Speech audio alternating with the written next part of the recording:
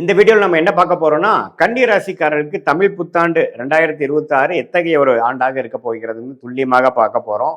இப்ப பாருங்க, ஏப்ரல் 14ஆம் தேதி ஸ்டார்ட் ஆகக்கூடிய அந்த தமிழ் புத்தாண்டு அடுத்த வரோட ஏப்ரல் 13, 2027 வரைக்கும் தமிழ் புத்தாண்டு இருக்கிறது.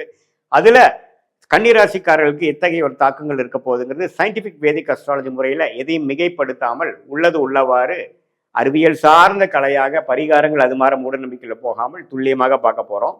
இப்ப கன்னிராசிக்கு பாத்தீங்கன்னா 10ஆம் இடத்துல குரு இருக்கிறார், 7ஆம் இடத்துல சனி இருக்கிறார், ராகு 6ஆம் இடத்திலும் கேது 12ஆம் இடத்திலும் இருக்கிறார். இப்போ இப்படி இருக்கக்கூடிய சஞ்சாரம் பாத்தீங்கன்னா புத்தாண்டு தமிழ் புத்தாண்டு ஸ்டார்ட் ஆகிறப்பவே பாத்தீங்கன்னா ஓரளவுக்கு பரவாயில்லை, பிரச்சனைகளை சமாளிக்கக்கூடிய அளவுக்கு இருக்கு. ஆனா ஜூன் 1ஆம் தேதி 2026 அப்புறம் தமிழ் புத்தாண்டு பிறந்து ஒரு 1.5 மாசத்துக்கு அப்புறம் பாத்தீங்கன்னா குரு வந்து 11ஆம் இடங்கிற லாபஸ்தானத்துக்கு அருமையான ஸ்தானத்துக்கு உச்சம் பெறுகிறார். ஸோ அது மிகவும் நல்ல ஒரு விஷயம். கடந்த ஒரு வருடமாக நீங்க போட்ட உழைப்பு, என்னென்ன விஷயங்கள் நீங்கள் செய்தீர்களோ, வேலை, இன்வெஸ்ட்மெண்ட்ஸ், வீடு கட்டுறது, அது பண்றது, தொழிலில் விருத்தி பண்ண ட்ரை பண்றது, இன்வெஸ்ட்மெண்ட் பண்றது, ஸ்டாக் மார்க்கெட்டு, வெளிநாடு விஷயங்கள், என்னென்ன முயற்சிகள் நீங்க வாழ்க்கையில ஜெயிக்கணும், உங்க ஃபேமிலியை வந்து அடுத்த லெவலுக்கு கொண்டு போகணும்னு நினைச்சு நீங்க பல முயற்சிகள் செய்திருப்பீர்கள். அந்த முயற்சிகள்லாம் வெற்றியடையக்கூடிய ஒரு அமைப்பு இந்த ஜூன் 1ஆம் தேதி 2024 குரு பெயர்ச்சி 11ஆம் இடங்கிற லாபஸ்தானத்துக்கு அருமையான ஒரு பூர்த்தி ஸ்தானத்துக்கு உச்ச குரு வருவது 12 வருஷத்துக்கு ஒரு தரைங்கிறது நீங்க மறந்துடக்கூடாது. ஸோ இந்த ஜூன்ல இருந்து அடுத்த வரக்கூடிய ஏப்ரல் புத்தாண்டு முடிகிற வரைக்கும் ஒரு அருமையான டைம்.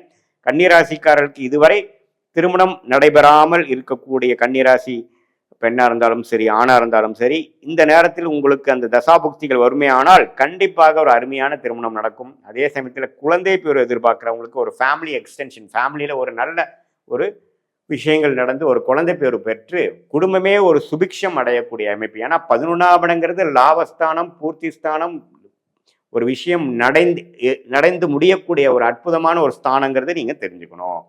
ஸோ இந்த விஷயத்தை நீங்கள் நல்லாவே நீங்கள் யூஸ் பண்ணிக்கணும். ஸோ ஜூனுக்கு அப்புறம் நல்ல விஷயங்கள் நடக்கக்கூடிய அமைப்புகள் இருக்கு. அதுக்கப்புறம் பார்த்தீங்கன்னா டிசம்பர் 6ஆம் தேதி ராகு கேது பெயர்ச்சி இருக்கிறது. ராகு பார்த்தீங்கன்னா 6ஆம் இடத்துல இருக்கக்கூடிய ராகு 5ஆம் இடத்துக்கும் 12ஆம் இடத்துல இருக்கக்கூடிய வந்து 11ஆம் இடம் லாபஸ்தானத்தில் போய் குருவோட சேர்றார். ஸோ குருவோட கேது சேருவது அருமைதான். ஏன்னா ராகு கேதுகள் எப்பவுமே ஒரு உச்ச குருவின் பார்வைக்குள்ளேயோ சேர்க்கைக்குள்ளேயோ வராரோ அந்த ராகு கேதுகள் நன்மையை கொடுக்கக்கூடிய கிரகமாக சுப கிரகமாக மாறி கோச்சாரத்துல நல்ல சப்போர்ட் கொடுப்பார். ஸோ கண்டிப்பாக இந்த டிசம்பருக்கு அப்புறம் இன்னுமே சில பண வரவுகள், சில நல்ல யோகங்கள் உள்ள ஒரு ஜாதகங்களாக இருக்கக்கூடிய கன்னிராசிக்காரர்களுக்கு இந்த ராகு கேது பெயர்ச்சி டிசம்பர்ல நடக்கிறதும் ஒரு அற்புதமான ஒரு பலனை கொடுக்கும். ஸோ எப்படி பார்த்தாலும் கன்னிராசிக்காரர்களுக்கு கடந்த 3 வருஷம் 2023, 24, 25 எல்லாத்தையும் கம்பேர் பண்ணும் பொழுது இந்த 26 ஏப்ரலுக்கு அப்புறம் வரக்கூடிய அந்த புத்தாண்டுல குறிப்பா சொல்லணும்னா ஜூன் 2026 இருந்து அந்த குரு பெயர்ச்சி நல்ல ஒரு கோச்சாரத்துல நல்ல ஒரு தாக்கத்தை,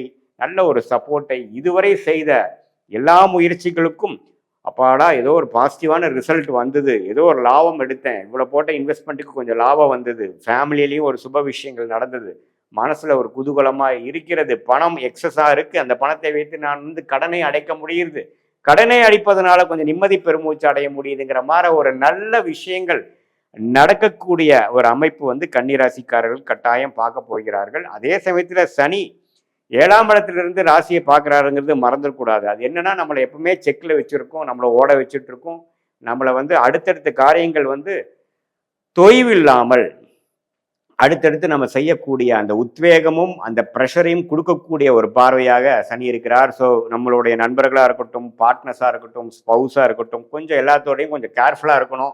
நாம் நினைக்கிறதெல்லாம் இப்படிதான்ட்டு நம்ம ஓப்பன் டாக்காக பேசினோம்னா அது சம்டைம்ஸ் வேற மாதிரி போகும். சில சமயோஜிய புக்தியோட இடம் பொருள் ஏவல் பார்த்து நம்ம கரெக்டான ஒரு முறையில் நம்ம கன்னிராசிக்காரர்கள் பேசும் பொழுது 11ஆம் இடத்தில் இருக்கக்கூடிய உச்ச குருவும் 11ஆம் இடத்துல இருக்கக்கூடிய கேது 5ஆம் இடத்துல இருக்கக்கூடிய ராகும் நல்ல பலன்களை கொடுப்பார். குழந்தைக்காக கொஞ்சம் மெனக்கெடுவதல், குழந்தைகளுக்காக சில இன்வெஸ்ட் பண்றது, படிப்புக்கு விஷயத்துக்காக செலவு பண்றது, அது மாதிரி சில விஷயங்கள் இந்த ராகு 5ஆம் இடத்துல இருந்து குரு பார்வை பெறும் பொழுது கொடுக்கும். குழந்தைங்களால நற்செய்தி, குழந்தைகளுக்கு ஒரு நல்ல கல்யாணம் பண்ணி பார்க்கறது, அது மாதிரி நல்ல விஷயங்கள், புத்திர பேரு எதிர்பார்க்குறவங்களுக்கு புத்திர பேரு கிடைக்கிறது, நம்மளால குழந்தை இல்லைங்கிறப்ப இந்த கரெக்டாக அந்த குரு பயிற்சி அப்போ குழந்தை பெறுவது, இது மாதிரி ட்ரீட்மெண்ட்ல போறவங்களுக்குலாம் பார்த்தீங்கன்னா ஜூனுக்கு மேலே ஒரு நல்ல அமைப்பு கன்னிராசிக்கு வருது. அது உத்திர நட்சத்திரமா இருந்தாலும் சரி, சித்திரை நட்சத்திரமா இருந்தாலும் சரி, அஸ்த நட்சத்திரமா இருந்தாலும் சரி நல்ல பலன்களை கொடுக்கக்கூடிய ஒரு அற்புதமான அமைப்பு வந்திருக்குங்கிறது தெரிஞ்சுக்கணும்.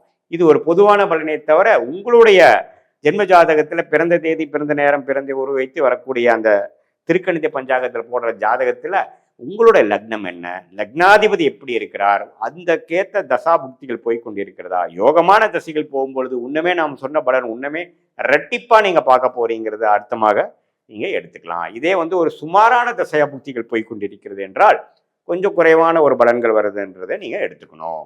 இது மாதிரி ஒரு அமைப்புகள் போய்கொண்டிருக்கக்கூடிய அந்த கன்னிராசிக்காரர்களுக்கு நம்ம துல்லியமான பலன்கள் உங்களோட ஜாதகத்தை போட்டு தசாபுக்தல் வைத்து பார்க்கும் பொழுது வரக்கூடிய ஷார்ட் டேர்ம் எப்படி இருக்கு, அடுத்து வரக்கூடிய லாங் டேர்ம் எப்படி இருக்கு அப்படிங்கிறதை தெரிந்து அதுக்கு தகுந்த மாதிரி முடிவுகளை தக்க நேரத்தில் நாம் எடுக்கும் பொழுது தேவையற்ற சமய விரயங்கள், தேவையற்ற பண விரயங்களை தவிர்க்க முடியும் என்பதை நீங்கள் தெரிந்து கொள்ள வேண்டும். உங்களுக்கு பிடித்தமான யோகமான வேலை தொழில் என்ன, எது மாதிரியான துறையில போனா நம்ம ஜெயிக்க முடியும், எது மாற டைம்ல நம்ம வேலை மாறலாம், எது மாற டைம்ல நம்ம பிஸ்னஸ் அபிவிருத்தி பண்ணலாம், எந்த நேரத்துல கடன் அடைக்க முடியும், எந்த நேரத்துலேருந்து இந்த பிரச்சனையிலேருந்து மீண்டு வர முடியும், எந்த நேரத்தில் வெளிநாடு போக முடியும், எந்த நேரத்தில் நம்மளோட வெளிநாட்டிலேருந்து உள்நாட்டுக்கு போக முடியும், தொழிலா வேலையா, நமக்கு தொழில் யோகமாக இருக்குதா அல்லது வேலை தான் நமக்கு கரெக்டா, எது மாதிரி ஃபியூச்சர் நமக்கு இருக்குதுங்கிறத உங்களுடைய தசாபுக்திகள் வைத்து 9 கிரகமும் 12 கட்டத்தில் 27 நட்சத்திரத்தில் எப்படி படர்ந்து இருக்கிறார்களை தெரிந்து சயின்டிஃபிக் வேதிக் அஸ்ட்ராலஜி முறையில் துல்லியமான பலன்கள்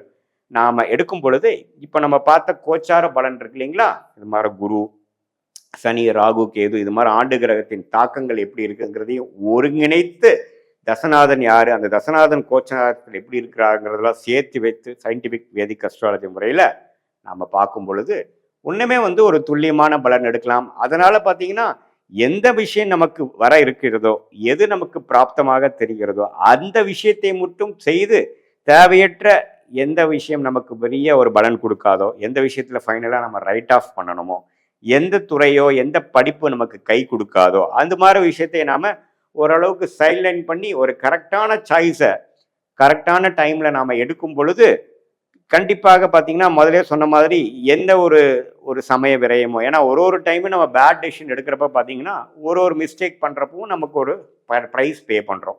ஏன்னா நேரமும் வீணாக போகிறது, அதே சமயத்தில் போட்ட காசும் பார்த்தீங்கன்னா வேஸ்ட்டாக போகுது. இது எல்லாத்தையுமே நம்ம திருப்பி நம்ம மிஸ்டேக் பண்ணும் பொழுது நமக்கு இன்னுமே நம்மளுடைய ஹார்ட் ஒர்க் அதிகமாகி நம்மளுடைய வாழ்வாதாரம் நம்ம நினைக்கிற அளவுக்கு வளர முடியாமல் போகிறதுனால சயின்டிஃபிக் வேதிக் அஸ்ட்ராலஜி முறைங்கிறது அறிவியல் சார்ந்த இந்திய வேத ஜோதிட அடிப்படையில் எப்படி ஒளி தத்துவம் செயல்படுகிறது, உங்களுடைய கர்மா எப்படி உங்களுக்கு எந்த நேரத்தில் கொடுக்குது, எந்த நேரத்தில் நல்ல கர்மா கரைக்கிறீங்க, எந்த நேரத்தில் தீய கர்மாவை கரைக்கிறீங்கிறதெல்லாம் தெரிந்து அதுக்கு தகுந்த மாதிரி நம்ம வாழ்க்கை முயற்சிகளும் திட்டங்களையும் தீட்டி நம்ம எளிதில் வெற்றி பெற முடியும் என்று சொல்ல விரும்புகிறேன்.